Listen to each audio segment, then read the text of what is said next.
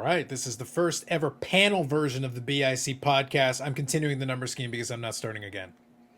And it's definitely not the live stream, even though you're going to see several of the similar faces or hear several of the similar voices, and with 5% less Mayo torture of Eric. I'm promising at least 5% less. 5% less, that is my commitment to you, to Eric, and to everyone else.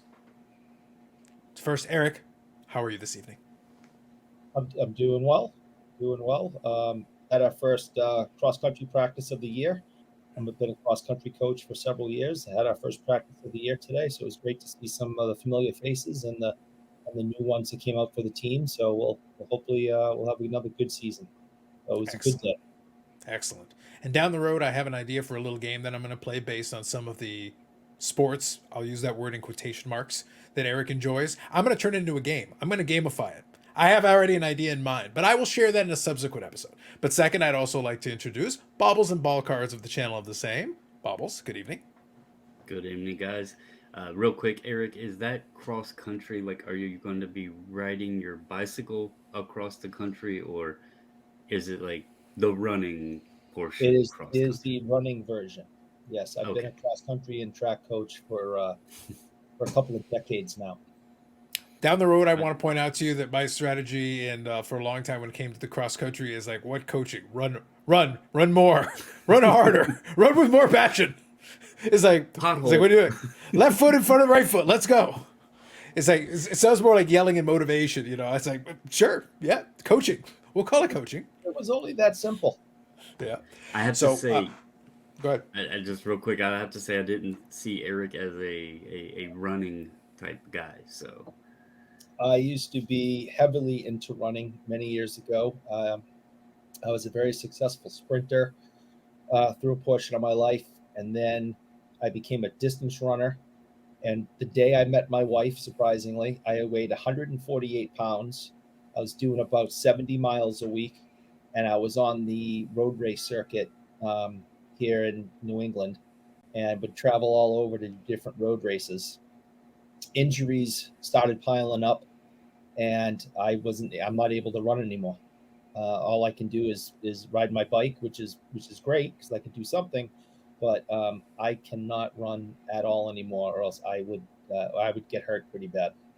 See, what I'm envisioning right now is, I don't know if any of you are of the correct vintage. I know the people here are, but if any of you listening are of the correct vintage, what I'm envisioning right now is Punch Out. If you think about it on the Nintendo, I'm picturing the montage, and I'm thinking as part of the training, since Eric can't run anymore, he's just trailing with the bicycle. They're running, and he's just trailing them in the bicycle. He's like the coach for Little Mac. This is exactly what happens every single day at practice. See, Bobbles? I had the vision. Immediately as he's describing this, the first thought that's coming to my mind is just Punch Out. I'm just seeing Eric biking behind them. It's like while they're in their hoodie doing their thing. Yep. When I first got into coaching, I would run with them. But those days are long gone. But I do ride my bike while they run, yes. Nice. See? And for those of you on YouTube, I will include the visuals so you'll know exactly what... If for some reason you don't know this reference, and shame on you, because it's a great Nintendo game. But if you don't know this reference, I will show you visual aids. Otherwise, if you know, you know. So, as I mentioned earlier, it is going to differ. It is a panel discussion format. We're going to talk about a few different things. First is going to be a little bit more wild card thing, where it's going to be what's on our mind. And then afterwards, we'll talk a little bit about a hobby-related topic. And it is pre-recorded, so again, it is different from the live stream. I'll just give a little bit of parameter here. It's different from the live stream because obviously we're not dealing with the chat live, which I enjoy during the live streams, but at the same time, it also means we kind of go on and off topic. So it'll let us kind of stick to topic a little bit here and then be able to go through them as one or the other. And it's going to be a little bit more streamlined for you. If you're not able to see the visuals, don't worry about it. For the most part, outside of like a thing here or there, we'll describe whatever the case is going to be for you. So that way you won't have to see it. But if you want to see some of the visuals, I'll throw some of them in the video just as a little extra if you happen to be checking it out on the YouTube. So first, let's start off with kind of the open-ended wildcard segment, and that is literally anything that's on our mind. So let me start. I just want to talk about a couple of things that stood out to me from week 1 of the NFL so far. As we're chatting, the Monday night game is about to get started here, and that is going to be the Jets taking on the Buffalo Bills. And we're obviously recording on the Monday. It is September 11th. I want to acknowledge it, but by the time this probably comes out, it'll be the Tuesday, but I will acknowledge it as well. Obviously, for those, it was historic day. A lot of complicated thoughts and feelings about it. I don't want to necessarily dwell on it because, as I said, this will come out on Tuesday. But it would be remiss if I did not at least acknowledge it. And it's definitely going to be a big thing, given that we're talking about two New York-based teams. So I have no doubt there will be references to it all throughout the broadcast. I have zero doubt that is the case with the New York Jets taking on the Buffalo Bills. I gave my opinions on it earlier today when I was in a clubhouse room with some younger folks that were either infants or were not alive at the time. And I gave them my 2 cents. And when I was done, there was actually quite a long moment of nobody talking. I kind of explained what the day was like, how things went down, people's reactions, the feelings I was having, the concern I had about my wife being in Boston, which was a major city, obviously is a major city. And I compared it to growing up and not understanding Pearl Harbor, but every year I would watch my grandfather cry, or, other older people really mourn. And, what the heck did I know? I was born in 1974. I mean, I have no idea about 1941, so I felt I kind of felt my age, but I was proud to feel my age today, that I was able to try to give a little insight to some younger people about today. So that's really all I will say about that. I think that's fair. Bubbles, I want to leave the floor open to you if you want to say anything at all. Yeah, I mean, I think Eric put it well, but I've often wondered, as like my son is 23 and today is the 22nd anniversary, so obviously he doesn't really remember or anything. He wasn't old enough to really know what was going on. My daughter, she'll be 18, so she wasn't even alive. But there's one thing, if you were old enough to know and understand that day, I guarantee you that there's millions and millions and millions of people that still can tell you exactly what they were doing when that happened. And the eerie feeling, I mean, I remember that morning I didn't know what was going on, hadn't turned the TV on, got in my car, and instead of music, I was hearing talk radio discussing nuclear warfare. And to hear that and not have a clue what was going on, like, it just shocks you, right? So, but beyond that, there was a lot of folks lost that day, both, civilians, workers, but fire and rescue and police and everything. And just remembering those folks, I live just south of DC, not far from the Pentagon. So it was a crazy time here as well as New York. And then obviously the plane in Pennsylvania. But yeah, this is a day we'll always remember. So. No, I agree. Well said. And I think the point you made about those that were around can say where they were, what they were doing at the time. So I agree with that. I think I mentioned before on the live stream we have acknowledged it in the past. My younger brother actually watched CNN at the time, so the TV was actually on during the entire onset of the entire sequence all the way through, and I was at home skipping a couple of classes. So funny enough, we had the TV on, and literally, as things were going on in real time, we were watching the beginnings of that whole thing. So we had it on, so we immediately got the sense of what was going on. So it was very much a different day than any other one in that sense. And then obviously many things came out of it. So but like I said, I wanted to make sure we at least acknowledged it off the top because it is the day that we're recording. So thank you both for sharing some thoughts on that. So there's no comfortable segue. So I'm going to move back over to football since I started with that piece. So what shift we it learned, back over to it. what we did learn from that whole thing is life doesn't go on, and so it's perfectly okay for us to move on, because I think that's an important lesson we learned. And when things started opening up again, that was a good thing. So there's nothing wrong with moving on from acknowledging it, especially all these years later. So absolutely, and we shall. So what I want to get from you guys is we're not going to go through every single part of the scoreboard, but obviously there were some games that stood out more than others for different reasons. It can be for whatever reasons you like. So what I propose is bring up any games that you want to bring up. So let me just start off real quick with mine. The Packers had a great performance against the Bears. It was still a little bit of a mixed bag because we were getting the young quarterback taking over, our first non Hall of Fame generational quarterback. Who knows? But at the same time, there's no guarantees of what it's going to be. I did think there were some good moments. There were some opportunities when he had the opportunity to have a little bit of time and had an open receiver. He was able to make some throws. A couple of throws were a little bit offline, but it's to be expected from somebody who very little starting experience, basically. But I'm super happy about it. And the fact that the Bears lose is a wonderful bonus, and basically giving the Bears fans psychosis as yet another Packer quarterback gives them fits, who is not a Hall of Fame quarterback. This is the worst quarterback that the Bears have faced in nearly 30 years starting against them, and they still got beaten handily. That is a psychological burden to bear. Yeah. Yeah.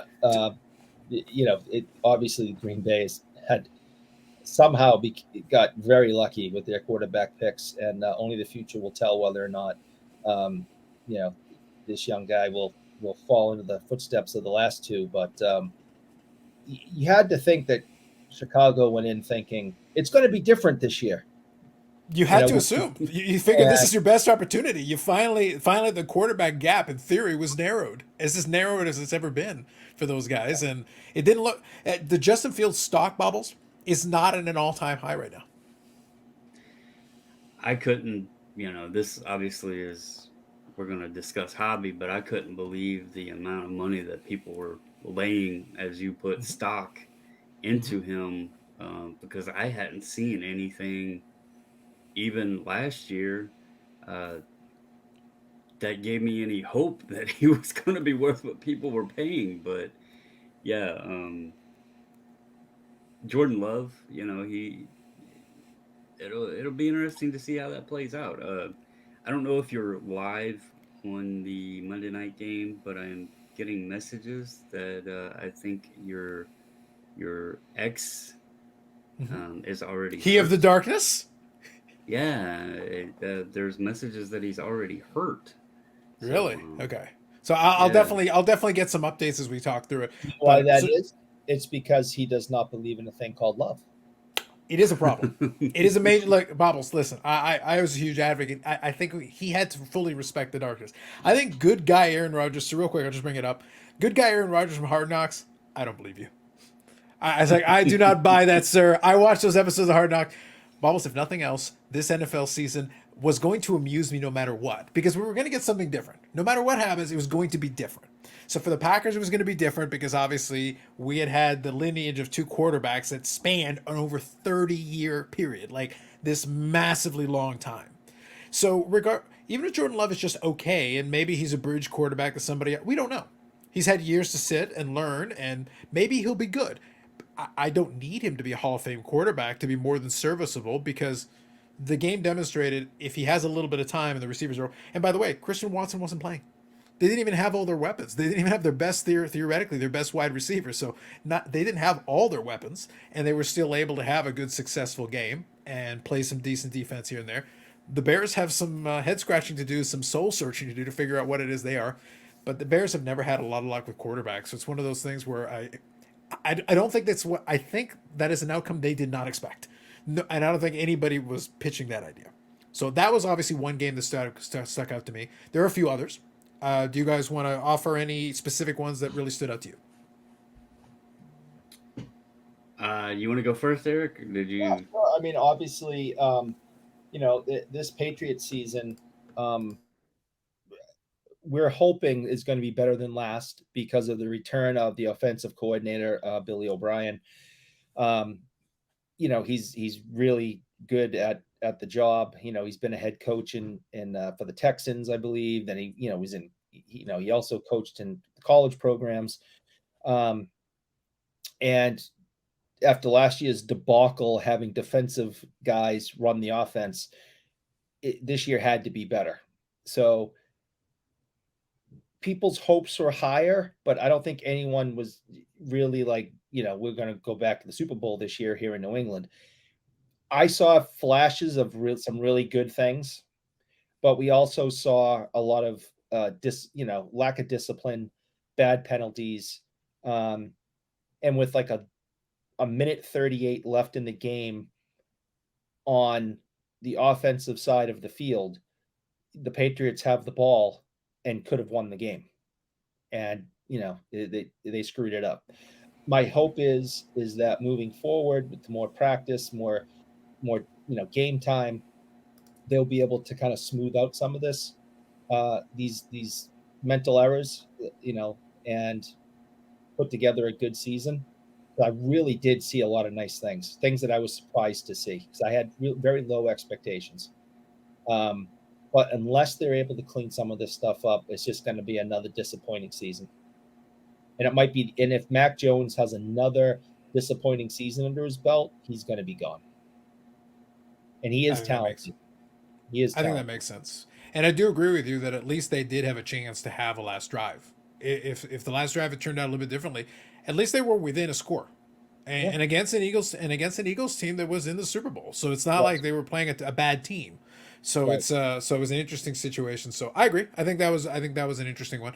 I was actually just watching the replay on the Rodgers play that you're referencing, Bobbles. I think Eric might have hurt himself more reaching for his drink. Like there's barely any contact in that. I'm sitting there like, if you got hurt doing that. So speaking of Punch Out, I'm thinking Glass Joe. If you know, you know. If you know, you know. Yikes! Like I said, I'm not wishing him any ill because frankly, it's more entertaining if he has some. Like I want a couple of games to enjoy. I want to make some darkness jokes, Eric. Like this was going to be great for me. That's the reason I was watching Hard Knocks. Like I want to enjoy it a little bit. I want some of the Aaron Rodgers experience on Broadway. Oh yeah, I mean, if he turns that franchise around, I mean, that's the storyline. Every single week, there's stuff to talk about. There's excitement. In sports, love them or hate them, you want New York teams to be good. That brings more eyes to the sport that you're watching. And if you like football, you kind of want to see something positive happen with the Jets this year, and then at the end you want to see it all fall apart. That's what I mean. Like I need a longer journey, Bobbles. I was looking for some long form content, and if this turns out to be worse than it looks, this is a YouTube short, Bobbles. I was looking for a long form piece of content. All I got was a YouTube short worth of entertainment. It's still something, but I was hoping for more. I was hoping for a little more. Well, let's put it this way, and I'll get into my Ravens since you guys talked about your favorite teams. Sure, go ahead. Just give initial thoughts, but since you mentioned the New York teams and you wanted to go a little bit longer, if Aaron Rodgers is actually hurt, New York just lost all hope in week 1 because the Giants looked like absolute crap. How do you go on Sunday Night Football against a division opponent, a team that everybody was saying was going to be better this year? Daniel Jones was going to be better. Saquon was going to be better. They got Darren Waller. He was going to be this huge target for Daniel Jones, blah, blah, blah, right? And you get smoked. Like, it was first half and Dallas could have went back home. It's kind of like embarrassment. But, so yeah, if Aaron Rodgers is out, New York might as well just, I don't even know. Are the Rangers and Flyers, Flyers or Philadelphia, are the Rangers going to be any good? Because they might as well just start packing in for hockey season. They might have to get the Rangers to play for them. That might be a better situation. But the best part about the Giants' performance, like I said, I'm not going to go too into depth of it because the Cowboys just whooped them in every way possible, and it was never competitive. But somehow they managed to have a worse performance than the Steelers. And even though that wasn't one of the ones that I wanted to pick up on necessarily, I did catch some of the Steelers. There was a point, I could be mistaken on the exact numbers, so please feel free to correct me on this. But there was a point in that game where the Steelers only generated 1 yard of total offense to 199 yards. 199 to 1. They had not even generated a second yard of offense, and the other team was almost at 200 yards. Yeah, and that wasn't one drive. They had multiple drives, and they were not generating any.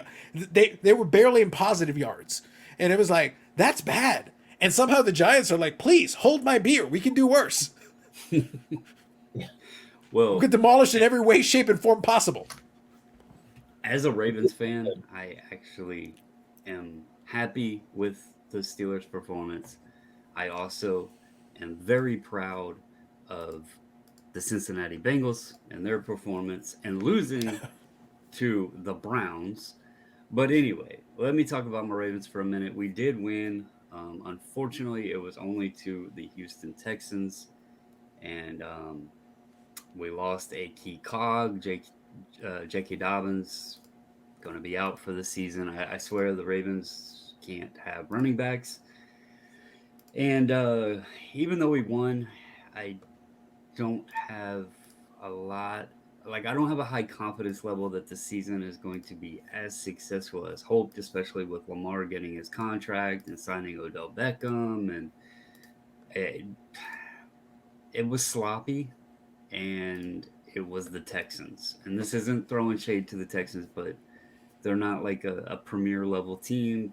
And we squeaked by still, I felt like. So that's kind of my synopsis now. But I'm also going to say it's only week one.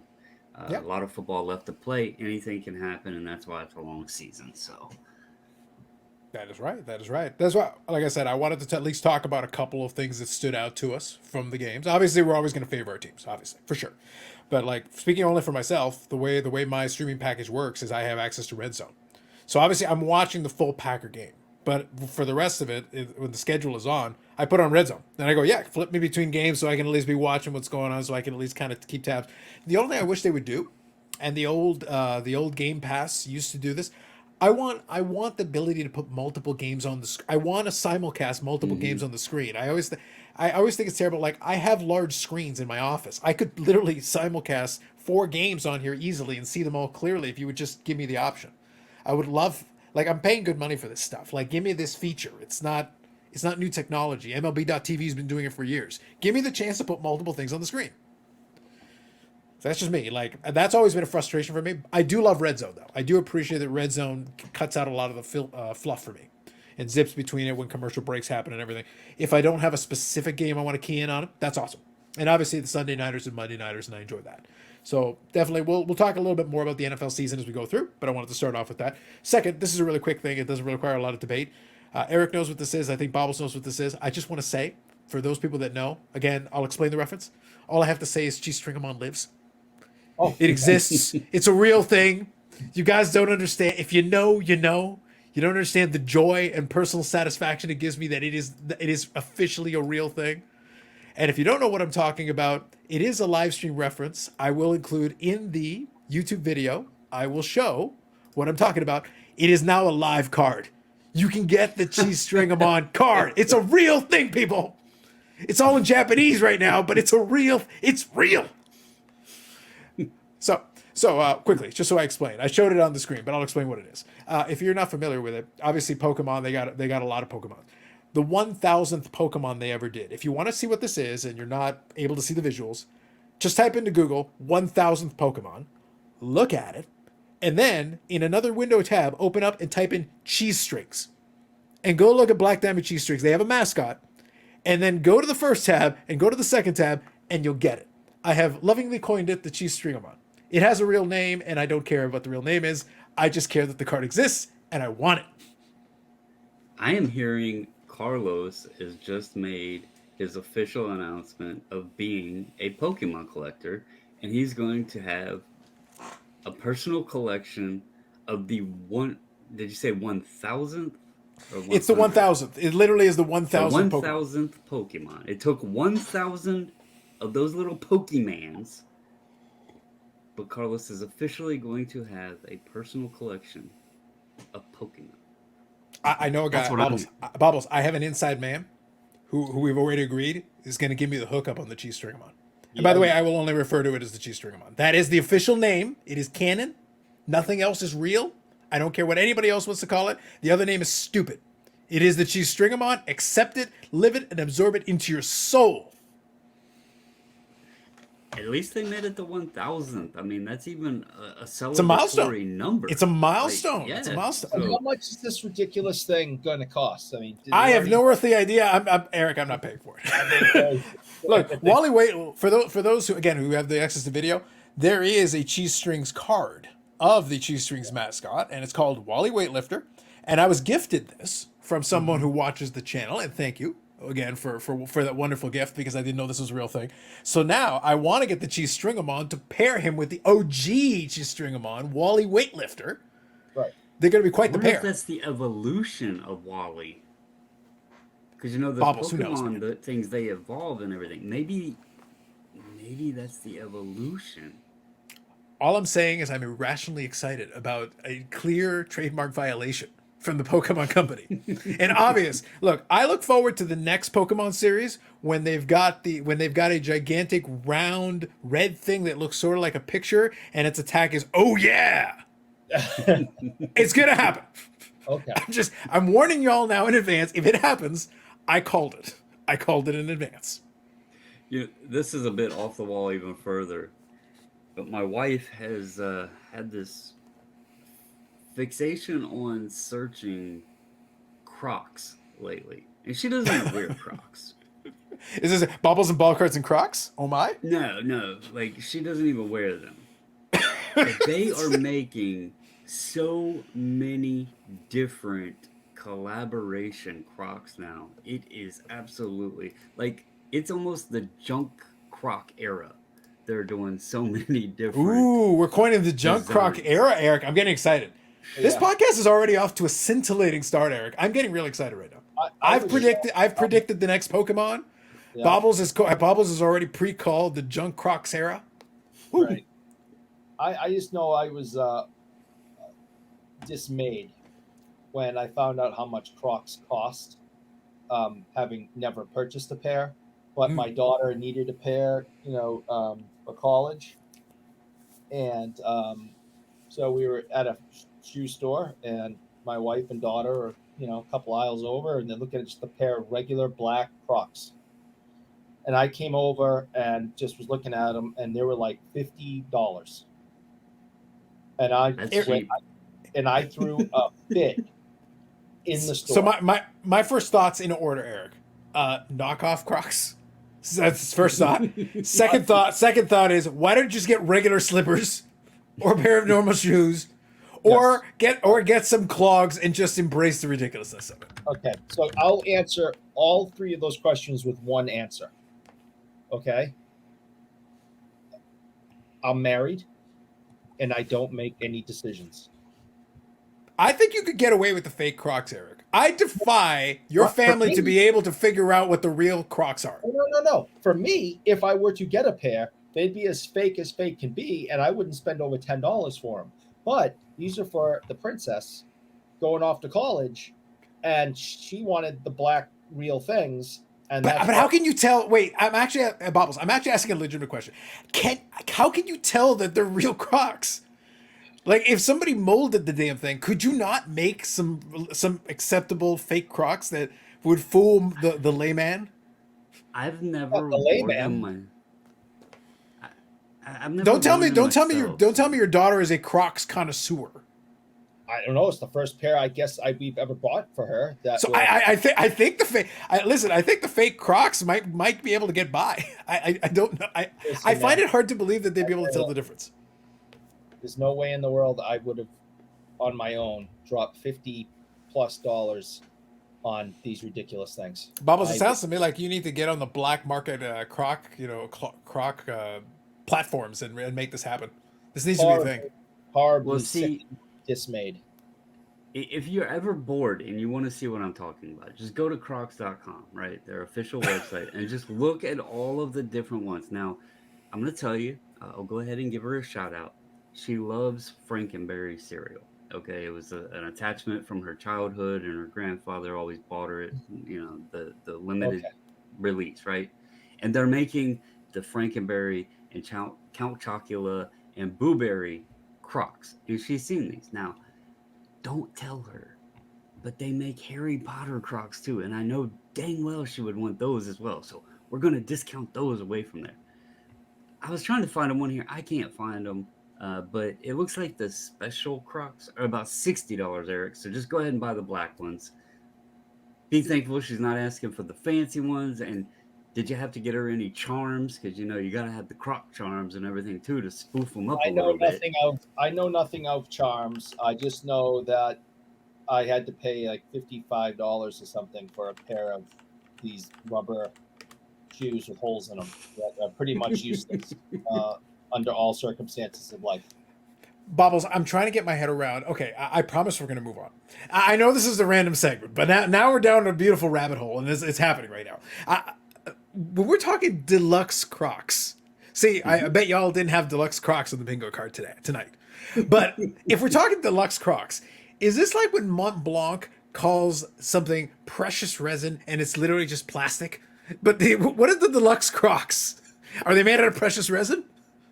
Well, see, they're like a different color, and then they'll have like a design to them. So instead of just being like a solid color, it'll have like Snoopy on it or something. And those Eric, I remember the heady days in this podcast back in the days, before we sold out. Back in the days where we were talking about important matters like the Cheesestringamon. Yeah, I know that was minutes ago. But I'm having nostalgic thoughts back to those days. Yeah. Before we got into the luxury croc market. I want my money back. That's all I really want. Well, that took us down a wonderful, wonderful place. All right, let's move on. So quick thing. Either one of you gentlemen, is there anything else that is on your? I wasn't prepared for luxury Crocs. Now, but the Cheesestringamon, I had to bring it up. Like I needed to. I just needed to share it with you. But all right, is there anything else that's on your mind in the random category? Random. I had the opportunity to hang out with a former New England Patriot yesterday, Lawyer Milloy. I had never met Lawyer before. I got to spend about 2 hours with him, and he is legitimately one of the nicest athletes I've had the pleasure of being around. Was incredible with the fans and incredible, especially with the kids. Wanted to know their names, shook their hands, goofed around with them. He stood up and when every single person came up to him, he stood up, shook their hands, thanked them for coming in to see him. This is a 4-time Pro Bowler and a Super Bowl champion. And he is so down to earth. He was telling us stories about he has 4 daughters, and they're all incredible athletes. And one of his daughters led the nation in, I believe, home runs last year in the NCAA softball. So he's very, very proud of them and their athletic accomplishments and all their accomplishments. And if you ever get a chance to meet, this is, to anyone who's listening, you ever get a chance to meet Lawyer Milloy, you will walk away going, that is a nice dude. He is just it sounds to me, based on your description and your story that you're telling me, he sounds like the kind of salt of the earth guy that would give you the luxury Crocs off his feet. Yeah, absolutely. I don't think he'd give the Super Bowl ring off his finger, but he would definitely give the luxury Crocs off his feet. Well, it's important. Like that to me is the sign of a true gentleman that would be willing to help out others by giving the luxury Crocs off his feet. But I've been around a lot of professional athletes, current and former, and some of them have an air about them that I'm important. You're lucky to meet me, but I don't really care about you, and I'm not giving you any extra amount of energy that I don't have to. And then there's a handful that I've met that they're just they have a lot of gratitude for the fans. They know that the fans are the ones that made them who they were, allowed them to play professional sports, paid for all the nice cars and mansions, and they just really appreciate them. And this is one of those guys that he was just as excited to meet every fan that came in as the fans were to meet him. and that's rare, because I've sat around and watched, and I got to be honest, the ones that I've had the worst encounters with have been baseball players. They won't make eye contact. They won't make small talk. If a unique person comes in, a unique fan comes in, they have no patience or tolerance for them. Where we had a couple of unique people come in the shop yesterday, and man, Lawyer just indulged them and made their day. And he just really is a nice guy. So there you go. Fair. Bubbles, any thoughts before we move on to the hobby related topic? No, I think we're good. We had a lot of fun there, so. Oh, we did, and we've learned a lot about Luxury Crocs, and precious resin Crocs, and whatever else the hell's going on. I don't even know. So, with that said, we also then shift over. We usually have a more hobby related topic. So in this one, we were chatting a little bit before we started recording, and part of the discussion was an extension to something that was on the live stream, but I want to kind of bring it back. But I want to use the examples of the two topics that kind of dominated the hobby headlines, so to speak, this week. Now, one of the points of contention was a lot of people asking, why is this even a story versus one or the other? And I'll quickly outline the two. I don't want to focus on the details of the story, but I want to talk about maybe how the two stories were received. That's kind of the area that I want to focus on. And maybe some thoughts on why one might resonate more than the other. So that's the kind of specific I'm talking about. And what I'm referring to here is I'm referring to the story of the potential frauds, in this case plural, of the Card Porn Instagram account. So if you're not too familiar with it, this was an individual who really rose to prominence during the hobby boom, and then was able to grow a large following of over 100,000 followers on Instagram, but then came in as a self-proclaimed hobby watchdog, which I think is part of what their downfall has obviously fueled, that came off of that. But this individual, allegedly, and obviously the pieces are still coming together as we go forward, but from a story-wise, if we like our drama in the hobby, and we clearly do, from a salacious standpoint, on paper, this sounds like a really great salacious story that's headline grabbing. It's got all the components you want, because you've got a Michael Jordan jersey purchased that then they try to get photo match, which would enhance the value. So bought a Michael Jordan jersey for $27,000, then took some photos that were presumably taken by this photographer who has passed away for some time from this foundation. Well, it turns out the foundation is fake, the website is fake, everything related to it is fake, and the entire photo matching thing was just this convoluted, fraudulent way of trying to enhance the value of this jersey to associate it with some Michael Jordan playoff games, which would obviously increase the value, 40-fold, 50-fold. Massive, huge increase. Which all of a sudden takes a $27,000 jersey and makes it potentially a million or multi-million-dollar jersey. Like, big eye-popping number. And then also the individual that is involved in this account that has been since exposed to be involved in it, Juan Garcia, right now, based on a lot of the chatter that is out there, may be linked to a lot of other frauds related to cards, related to 86 Fleer boxes, and probably more to come. If we're being completely honest, there's probably more to come. So on paper, this is salacious. It has all the components that you're looking for, big eye-popping number, potential multiple frauds in different categories and angles. Now, contrast that to something else that, by comparison, is minuscule. It's minor. It's the smallest of small potatoes, which is Chasing Cardboard, a very popular YouTube account, had an issue with a series of unauthenticated autographs. So just to give you the high level, I've done some videos on it on my channel, but just to give you the high level, there was some contention about whether the autographs were good or not. And then the whole response to it kind of led to a bit of a backlash. Sports Card Radio got involved. They sniped back, a little bit of back and forth. And then obviously fans on both sides of the equation kind of lobbing things at each other. I'm staking really high level on this because, like I said, I don't want to focus on this specific story. But there were a lot of folks that, A, wanted to talk about it, but also there was a lot of folks that, B, said, well, why are we even talking about this? It's a small potato thing. By contrast, there are some folks that looked at the card porn thing and said, well, why aren't more people talking about the card porn thing?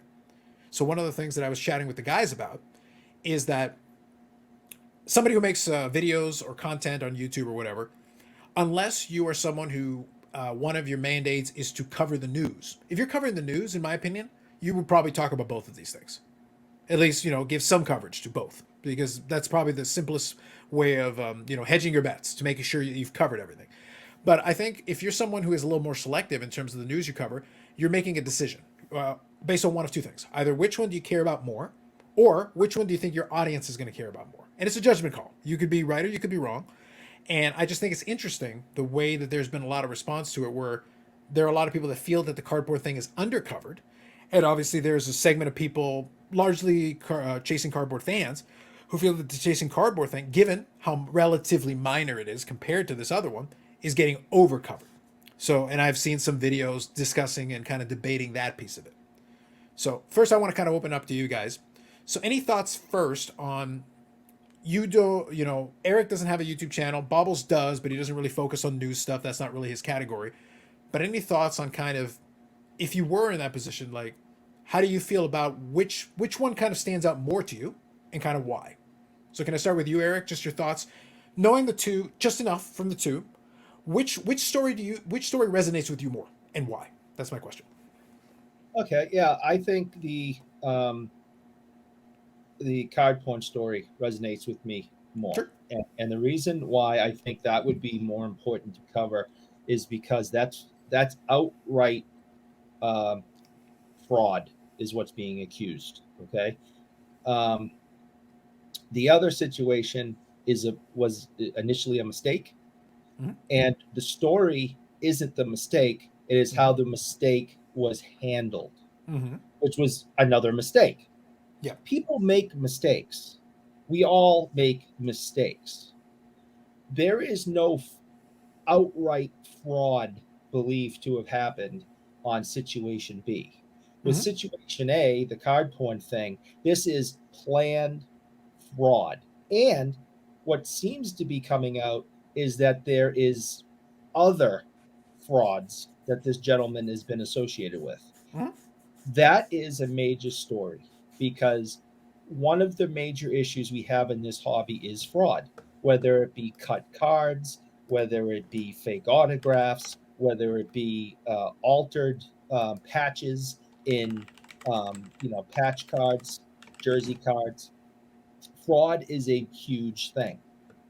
Mistakes are mistakes. Fraud is not a mistake. So I think that is the biggest story. I think that is the one that needs to be focused on and discussed. And because every time we show a fraudster, we get rid of one, hopefully, and we remind people that they have to be careful. Mm-hmm. Sure. So Bobbles, kind of same question from the same direction, same angle. You might not care about either necessarily, or you might care about both a little bit. It can be whatever level you feel comfortable with. But my question is just which one resonates more to you personally and why? The one that would resonate more would be obviously the chasing cardboard, for different reasons, because the only thing that really stood out to me or was a shock, so to speak, mm-hmm. with the cardboard thing was the use of a deceased individual to create a foundation. That part was like, I can't believe they did that. The side of the photo doctoring or whatever occurred, and someone, trying to turn an item into more money, as Eric stated, and as we all know, that happens more often than really should, but it's a sad part of the hobby. Mm-hmm. The side with the chasing cardboard thing, the reason that one kind of hit me a bit more is the folks at Chasing Cardboard have a very good show, a very large audience base, a very high production value, product that they're putting out there. They're also going to many different people within the hobby, portraying themselves as essentially professionals to help folks move collections or, consign or, purchase a collection or whatever. Mm-hmm. They are representing themselves at a high standard, both content wise and in terms of helping people. The mistakes that were focused on was the way the response was handled, number one. but then the fact that he relisted the card. Mm-hmm. What stood out to me with this that wasn't really discussed a lot is they have said time and time and time again that their job or their intent or purpose is to get the most money for the cards that they are consigning or helping these individuals with. And everybody knows that in order to get the most money on an autograph, it would need to be authenticated. And yes, the Rock autos were the main focus, but the Ty Cobb auto and the fact that they had even mentioned potentially putting that up for sale as a raw autograph was a glaring no. Mm-hmm. Like, nobody in their right mind, especially at their level, would even attempt to sell a Ty Cobb auto without any sort, I don't care if it was slabbed, but any sort of authentication. Sure. Now I want to piggyback off of that a little bit. So let me add a little bit. That's why I wanted to get both of your takes first, because you haven't made, Bobbles didn't make any videos related to that. Eric doesn't have a YouTube channel where he makes any videos on that. So I want to get your takes on it first.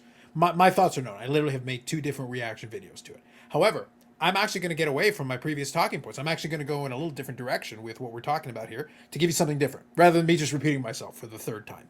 So one thing that I think caused this to resonate, and I talked with these guys beforehand, and I tried to do a little bit of analysis, a little bit of A/B testing. The problem is that I made an editorial choice not to focus too much on the card porn one because it didn't resonate with me.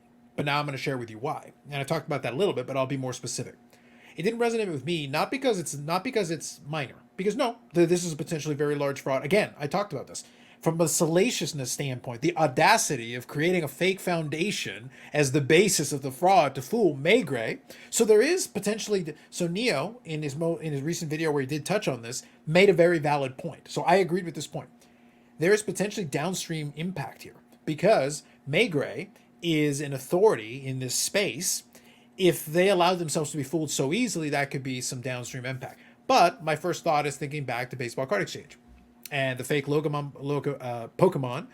speaking of Cheesestringamon, the fake Pokemon case that Logan Paul had, that was a $3.5 million case. Again, a very large number, very salacious story. We had a ton of fun with that one. We had no issue talking about it at length.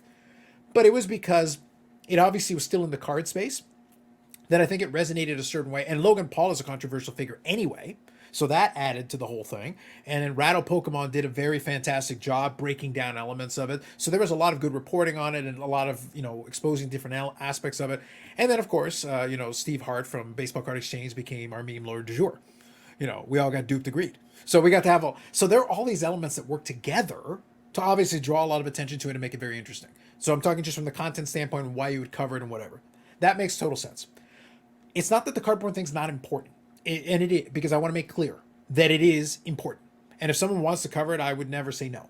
What was a struggle with me and what was kind of led to my decision not to really focus on it too much outside of talking about it on the live stream was that it was in the sports memorabilia space. $1 million jersey or $27,000 jersey or whatever the case is, I'm not in the market for one of those. So like whether you make it 1 million, 5 million, 100 million, like it, okay, what if they're all fake? Personally, it makes no difference to me. Oh, but what about the cards? It's like, well, Panini's proven you don't even need to have real game used.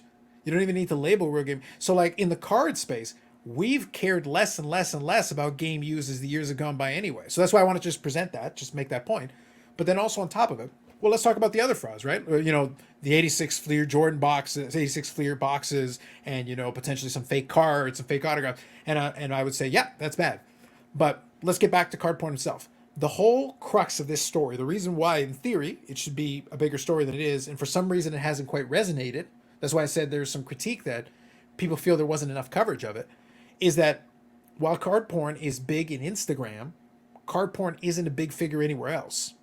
And even discovering who card porn is, Juan Garcia. Okay, let's take the story, what we just talked about, and let me rephrase it. Let me give you the story again, but let me rephrase it. Eric, there is a fraud. Somebody named Juan Garcia did a fake 1986 Fleer, 86 Fleer basketball box. How do you feel? Who the hell's Juan Garcia? Yeah, I don't. It's not that it's not important. My only point is like, who the hell's Juan Garcia? I don't know Juan Garcia from Adam. And my initial reaction would be, who is he? Yeah. What other kind of where else has he had his tentacles? And what else has he done to people? And can we trace any other fraud from right now through the past with this guy? And do charges need to be brought up against him? So whether it's Joe Schmo, Juan Garcia, whoever, once fraud is accused and proven, that's a big deal. And in our it is and it isn't though. The reason why I just phrase it the way that it is, I adjusted the phrasing a little bit. By the way, I said the same thing when I said card porn could be involved allegedly in these fraudulent things.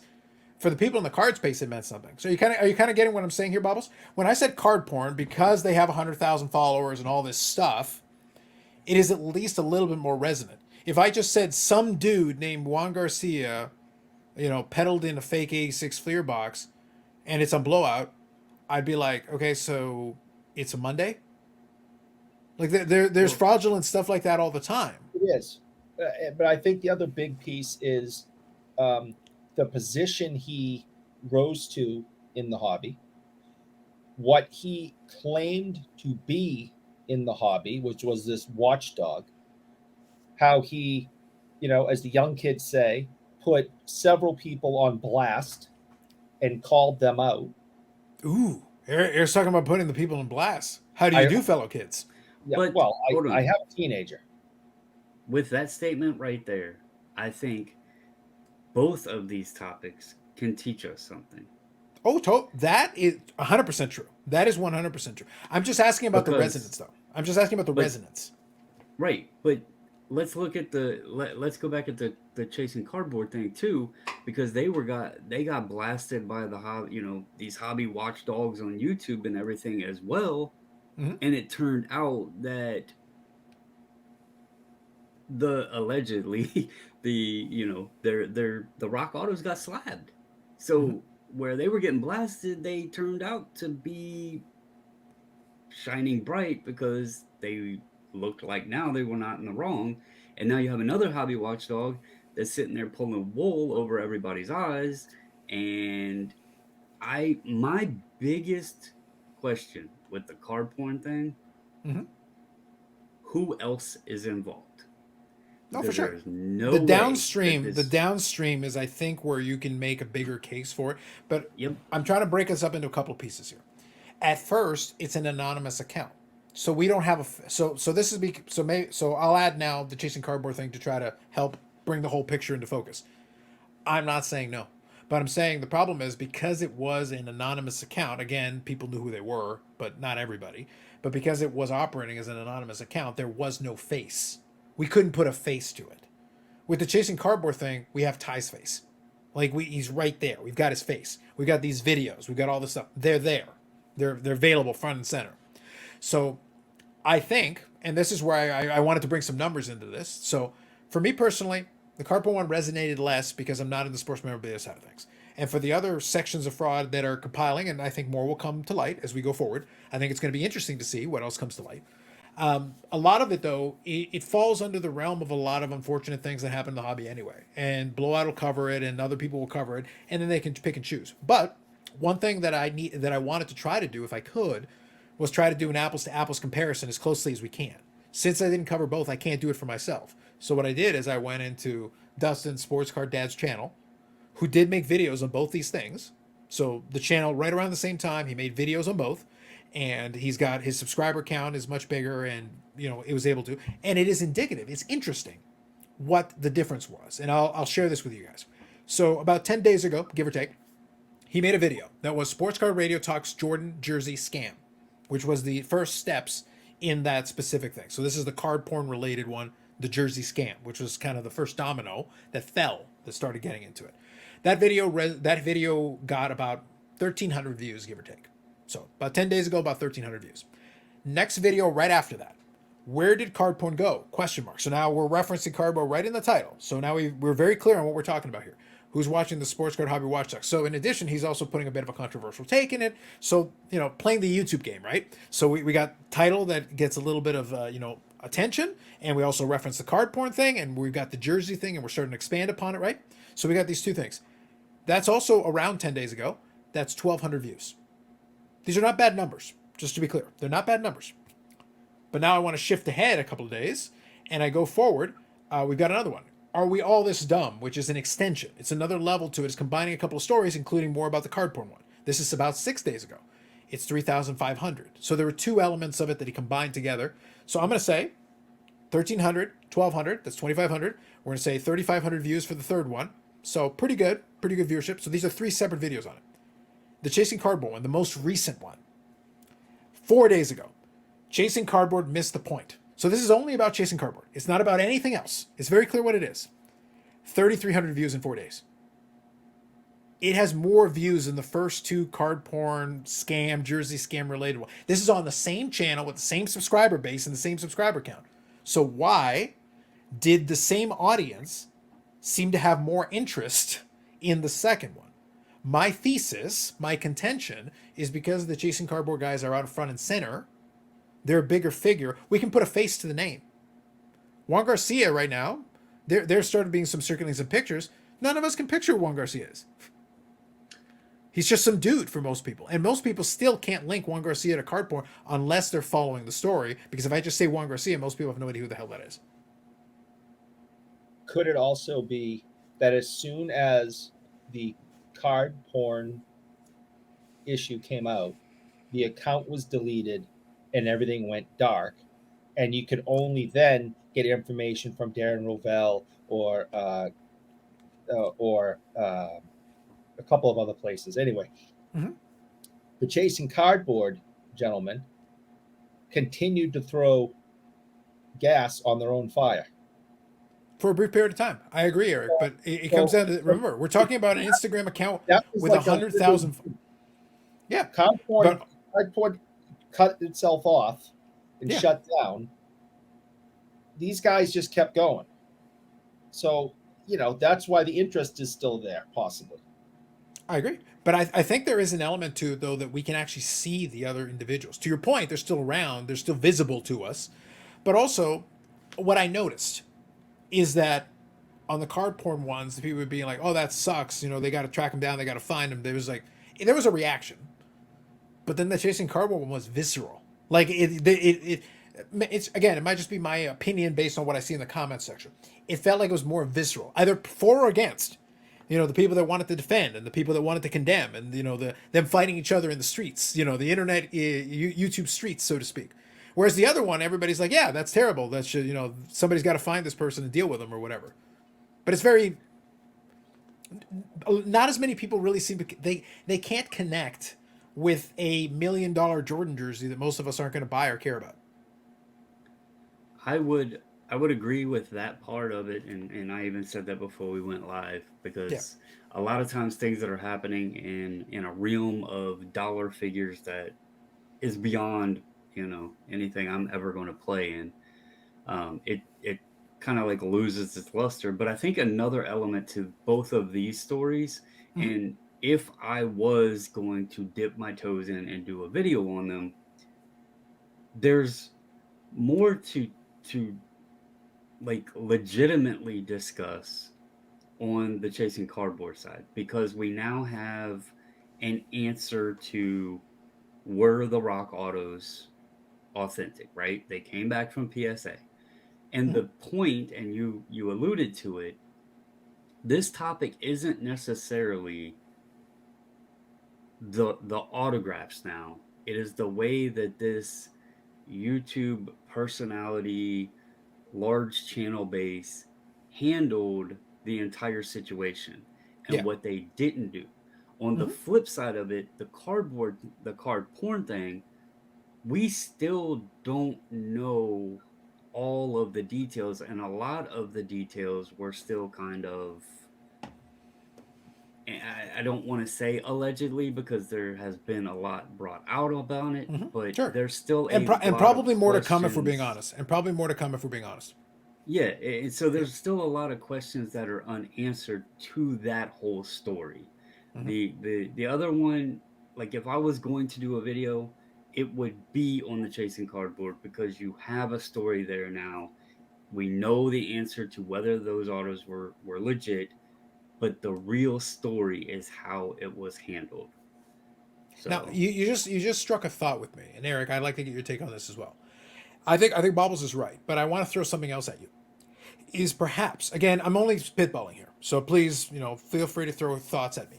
But is maybe some of the difference also?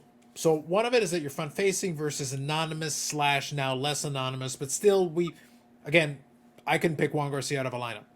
Even right. reading the stories, like it's not going to work. However, other side of the equation, if we're talking about engagement, so when these videos hit traction, part of it is engagement. People can say, like, who cares about this? Like, well, dude, the views say people care. The likes and Mm-hmm. dislikes and the comments section say people care.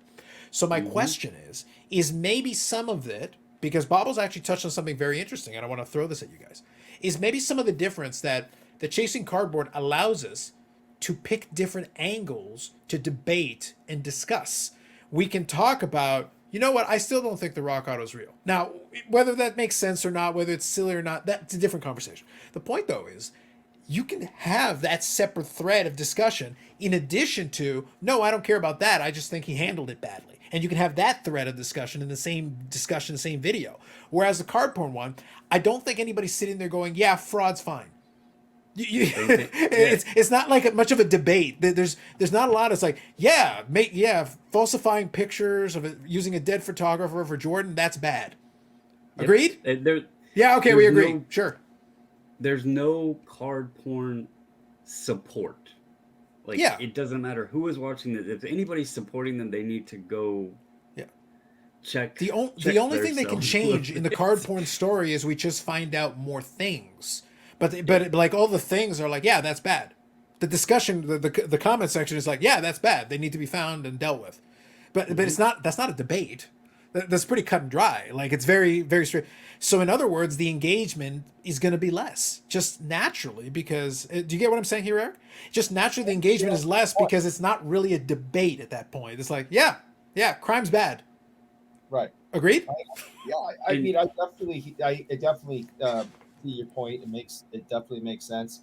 Bobbles is 100% right about the chasing cardboard situation. I really don't care whether they were fake or real. I definitely think there's still a problem. And like Well, Ty is telling us they're real and they're spectacular. and I love Seinfeld.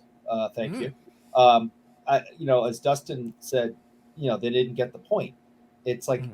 you don't get to celebrate now because they're real. That doesn't make up for you kind of being a jerk to your followers. And that was my big thing when this first went down. We can go back to the Friday Live. Yeah. My whole statement was, you can't talk to your followers that way. There's only one show that can do that, and that's ours.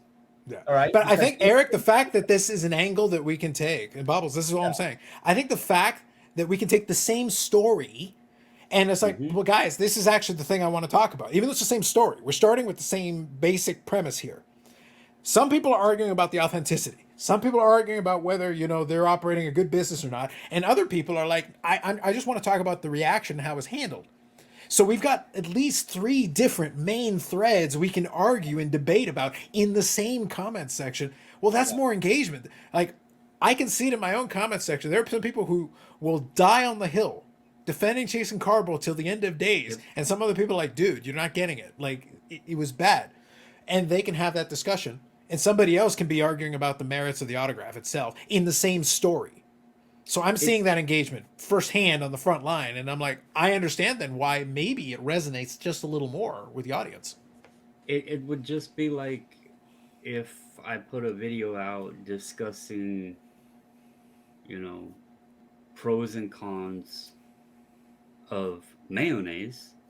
The comment section would be I promise very 5% less, like at least 5% the comment less. section would We've be met split, that so far. right? Like some people like it, some people enjoy it. But we on a found nice- out, to be clear, bring us back around to the first segment. We found out there's a haters club. And there's someone who remained nameless who I think needs to be at the vanguard the forefront of getting some Haters Club merch. I think some But Haters Club merch needs to happen. But I That's mean, all I'm in saying. all seriousness, though, and I was just throwing that out there to slip that in. But you would have two sides to it. You would have people that like it and people that hate it, and it's the same scenario here. You have chasing cardboard diehards that see no wrong, whether the response, the way they handled it on eBay, any of that. Like they did right, no wrong. And then you have folks that are like, they missed the point, they shouldn't have done this, and you're going to get, like you said, the interaction. You're going to have a discussion or debate or whatever, Mhm. and that's going to create more interaction or whatever on the video. Yeah, I just think the proof. So, in this situation like this, I just defer to the numbers, to the stats, to the information. The proof seems to be in the pudding.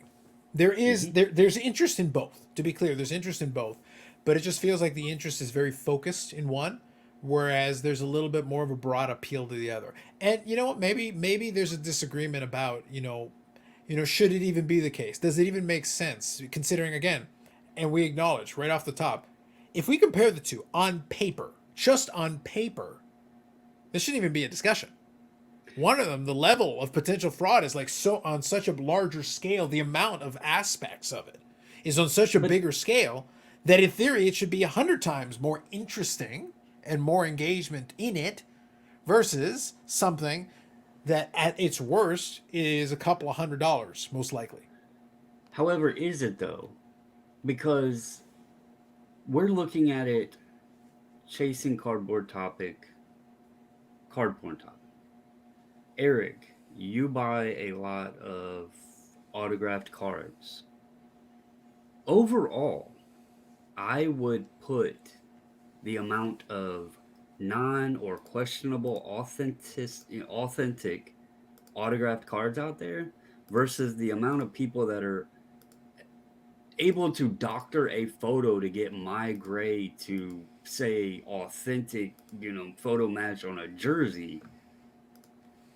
mm, the fake autograph market might actually exceed that instance of a jersey If there. we're talking in volume, no doubt, no It's doubt. much So easier. that brings Fake another element to the topic, though. No, but they remember what I said earlier though. The reason why I brought it up, the reason why I presented it this way is I said for card collectors. So the way I decided to make my editorial choice, there would have been plenty of reason for me to do the card porn as a standalone video.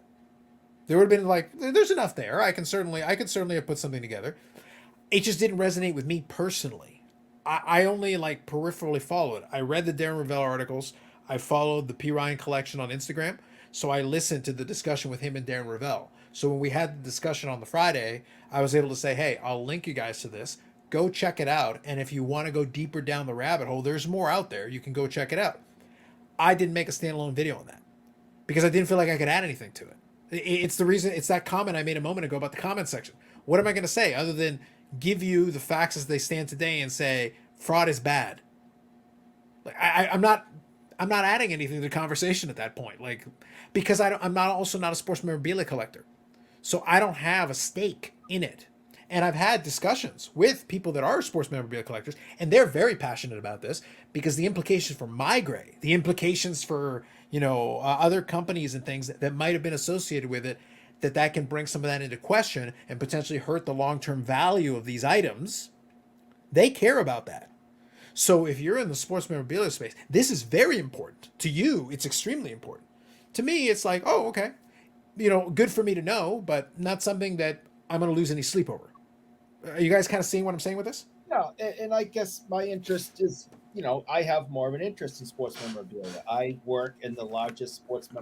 memorabilia shop in New England, and possibly further.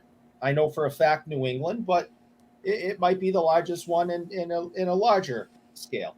Oh, I'm at least willing to give you New England and Peabody. Okay, fair enough. At So least. when there is a scandal like this, Mm-hmm. it spreads a cloud over all sports memorabilia and dealers and people. And we have had people come in the last week and talk about this. Hey, did you hear about that Jordan jersey? Mhm. You know, Sure. Yeah. jokingly, "Hey, how do I know that that jersey over there is real? And how do I know that that's game used? And how do we know that's a real autograph?" And yeah, they kind of present it as a joke, but in that line of work, that is the least funny joke you can make, because it is the livelihood of the people working there and the ownership, that there can be nothing in that store even that we even question to be fake, altered, changed, whatever. It all has to be real, because if one item is found to be fake in that store, there's now a question about everything in the store. So yeah, I'm looking at it at a different point of view, because I collect Mhm. it personally. I mean, you can see right there's a game used, Boston Bruin Reggie Lemlin, goalie stick used in a game right there. I got a Derek Sanderson gamer right there. There's other pieces of memorabilia all around my office. I take that stuff seriously. I just the chasing cardboard thing. I can't just stop thinking. Listen, a guy made a mistake and then was kind of a jerk about it. Mhm. That Yeah. just doesn't. I in a positive light on that subject. I am not accusing chasing cardboard of fraud. Mhm. I that now it's just my opinion. I don't think there was any fraudulent intentions. I don't think fraud I happened. was going to say, make sure. Yeah, exactly. I don't think there was any fraudulent intent. I agree with that. Yeah. So it really is just, don't be a jerk. And that's No, what. Eric, I refuse. Like, on principle, on philosophical principle, I refuse to accept that answer. Yeah, That is a Bobbles. That is a wrong answer. I will not accept it. I I'm will not be saying a jerk, and I'm doubling down on being a jerk. yes, I'm not saying to you. We have expectations of you, but uh, but my message for them is just don't be a jerk. Learn from your mistakes. Don't be a jerk. Done. That Yeah. situation is over. But No, for sure. but when it comes to straight out fraud, that I just see that affects the hobby more than somebody making a mistake and being a jerk. And And the to cardboard thing isn't a big deal to me, or it isn't really a story. And the other on Friday when we talked about it, you can go back and you'll notice I made one statement, which was really repeating the same statement I made the week before, and I didn't talk the rest of the time because I just don't see it deserves that much, if discussion. Because just don't be a jerk. The other stuff, people are going to go to jail, I hope. Yeah. So, Bobbles, I want to get your last thought on this. But the only thing I'll say is, like, I agree. But the thing is, I agree with what Eric's saying in principle. I agree with it. The only thing is, like I said, and because he collects sports memorabilia, that makes sense. I literally had Instagram DM conversations with folks that are in the sports memorabilia space who expressed a similar sentiment, and I agreed with them. So it's a situation like I am agreeing with you. But because I am predominantly in the card space and the sports memorabilia is less impactful here on that side of it, because again, that's why I use the Panini thing. We've gotten to the stage where even game use is not even a thing in cards half the time. So like we have devalued the game used in that space to the point it's like, dude, they can all be fake. Who cares? Because we're not even looking for real inside of that space, because some people are not even paying a premium for that, because even the game used, the real game used, Pacific back in the day was doing real game used swatches of stuff. That stuff's worth $5. No one cares. So, but if you're a collector who collects it and that is part of your collecting, then yeah, anything that brings it into question, that's real bad. Anything that's downstream impact, that's really bad. That all of that. So I can acknowledge that and also say, but at the same time, it doesn't affect this segment as much. So if it doesn't affect me, just speaking in that silo, I can still be informed. I still want to know. I'm interested from that perspective. But it clearly isn't resonating at the same level, is all I'm saying. Because for the people that are critiquing that not enough coverage is, there are a lot of those folks who follow the trends. If it's the hot topic, they're hitting it. They'll hit it. But they're just looking at it and going like, well, how much engagement is it actually getting? People do care. It's not that they don't care, but it's like, yeah, they care peripherally. It's like you reading the newspaper and seeing there was a bank robbery 500 miles away. Oh, that's a shame. By the way, it was a crime, but it was 500 miles away. So how much is it resonating with you? No, It's still a crime. I get that point, and you know, I pause for a second and like I hope they catch the guys, and then I start thinking about how that's going to affect the FDIC and my banking and is it a split second? Right. If they kill somebody during the robbery, I'm definitely more engaged and I'm thinking about it a little bit longer. But yeah, I move on with my day. Exactly, and I think that's the thing with that. So my thesis is I think that's what kind of happened with that one, is that people aren't saying it's good. They're not giving it a pass or saying like it's not important. But that's why I use that whole debate segment of it. As I looked at one where I've got 3 or 4 different avenues of debate and discussion, impassioned debate and discussion, and the other one is like, oh, this is fraud. That's bad. Okay. Agreed? Yep. Okay, I guess there's nothing more for us to debate. All right, on to the next thing. Go ahead, Bobbles. I just wanted to get you if you had any last thoughts.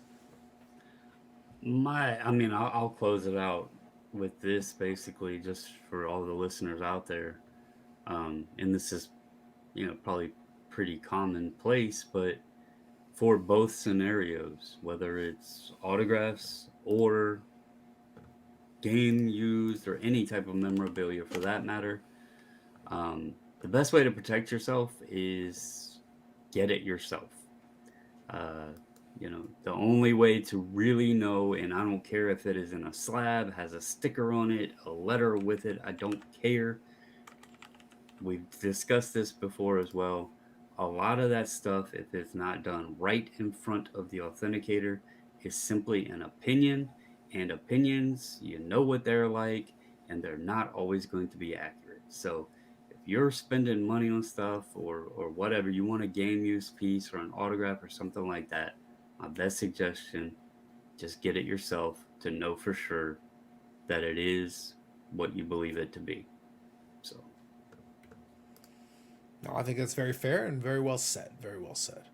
So, gentlemen, I think that is a successful conclusion to the first panel format. Thank you both for bringing things to the tables. It is Bobbles and Ball Cards on YouTube. I will include that in the description. It is Eric Sanderson Doors. I will include his Instagram so that you may curse him directly.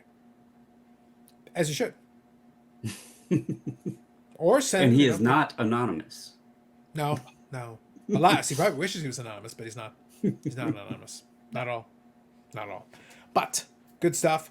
I want to add a couple of things here at the end. One of them being, right now, format-wise, we're going to stick to a very similar format to what we did tonight. However, if there are any questions or thoughts, feel free to throw them in the comment section of the YouTube. Because if there's some interesting comment or thought that someone wants to go in, I'm happy to incorporate it into subsequent episodes so we can discuss it or answer it or whatever the case may be. Happy to do that. And then, if there's anything else that you guys want us to talk about, or related to it, happy to do that, because then that'll give us some thoughts that'll inform future episodes. I will also be inviting additional folks, especially if there is something that maybe is specialized. We've got a few folks in our Rolodex that we can bring in that are subject matter experts in a few categories. So if we want to get a little bit further into depth on that, we're certainly open to doing so. I want to include that as a kind of additional thing that's on the YouTube channel. I want to have this as an additional thing that's good. Bobbles and I talked about this, and we both like the idea of having some kind of a podcast kind of thing. And this is kind of what we put together as a result of that. But it will evolve a little bit as we go along. One other thing I'll also include in the same vein is I'm still going to do the standalone episodes if something comes up that maybe I just want to expand on or chat on, and it'll stick under the same line. So you'll be able to find it on YouTube under the Because I'm Carlos YouTube channel, or you can check out Spotify and a couple of other podcast things for the audio-only version. Most of the time, you won't need to see anything visual, but if you want to see Eric's look of crippling disappointment, then you get that on the YouTube. That is the hub of all things. And there are more videos coming up on the channel and live streams on Fridays at 8 p.m. Eastern Time, where some of this cast of characters are seen. Whether that's good or bad is up to you. But it is the longest running episodic, whatever that is. And we get closer. Every day we get a little bit closer to celebration of the day that I get the Cheesestringamon in hand. And it shall be a glorious day. I can't wait to see your PC. It'll be amazing. Amazing. Also, I want to leave you with this last thought. playing into our first segment. I am seeing on the Twitter, X, whatever they call the stupid thing now, somebody, I want to give credit to TTU Deegs on X, who published a post that said Aaron Rodgers full 2023 season highlights, and it was him running out to the beginning of the game. Not even a snap. The internet is vicious and undefeated. And on that wonderful note, happy 2023 NFL season, y'all. The games have started. We're going to have some fun this year. We'll definitely be touching on some of that and other hobby topics and things as they come up. So that's it for myself. Like I said, links to everybody will be in the description. And if you've got any questions or anything, throw them in the comment section and maybe we can address them in a future episode. So that's it for all of us. Thank you very much, and we'll catch you in the next one. Thanks, everybody. Thanks, guys.